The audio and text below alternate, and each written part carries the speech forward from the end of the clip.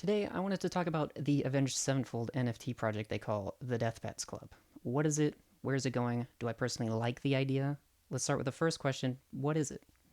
On November 30th of 2021, a post was made to the A7X website entitled, "You're cordially invited to the grand opening of Deathbats Club." The post goes on to explain that the band would be releasing 10,000 NFTs for fans to collect, all with different levels of rarity, and the more rare ones would offer the holders special perks like free tickets and or meet and greets for life.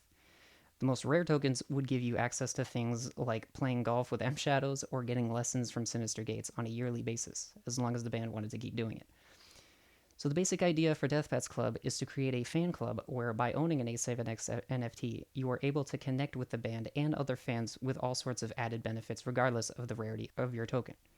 So now we know that Deathbats Club is an NFT-based Avenged Sevenfold fan club. My next question is, where is this going?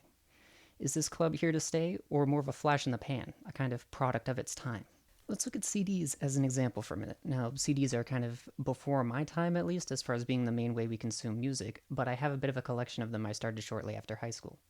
One of the things you might notice if you buy an album, say from the early 2000s, is that sometimes you can find some kind of little flyer that advertises something completely outdated, like an exclusive MP3 download or music video download, or it may even advertise the fact that the CD is a quote-unquote multimedia disc. So not only do you get the album, but you also get all kinds of music videos or interviews or something like that. Part of my collection includes The Young and the Hopeless by Good Charlotte. And right now you're thinking, are you sure you're 25 and not 35? And my answer to that is that, I don't know, man. Sometimes rock music has a way of exposing you to the old bands rather than the new ones first. In any case, this CD is a great example of what I'm talking about.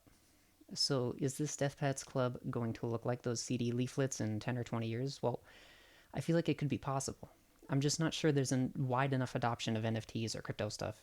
And in fact, it's quite the opposite of adoption.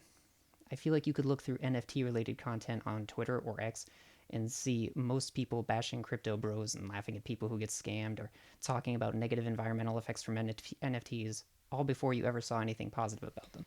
Now, because of the divisive nature of NFTs, the A7X fanbase, I think, has become kind of divided on the issue of the Deathbats Club. It seems you either love the club and are excited by the opportunities and perks, or you hate the fact that the band has put so much effort into what is essentially a rich people club. In my opinion, which is always going to be biased in favor of this band, I admit, is that the motivation behind Deathbats Club is a good one. I genuinely believe the band is simply trying to give back to the fans and introduce them to something they are excited about. With that being said, I do think there's a rather large barrier to entry, as joining the club requires Ethereum cryptocurrency, which to my knowledge is quite expensive. The band likely understands this, though, which is why they created TicketPass. Now, TicketPass is a reward system that gives fans the ability to buy concert tickets earlier than the general public when they buy merch, go to shows, stream the band's music, etc. And I believe has crypto options or tie-ins for those who are participating in that. This is likely a more viable option for most fans, as there is no entry cost and they will be rewarded for doing the things that they've always done. At the end of the day, whether or not Deathbats Club is here to stay, I think is a concern that should come secondary to the appreciation that we as fans should have, that one of our favorite bands is continuing to try and find new ways to show support for us, just as we have them over the years.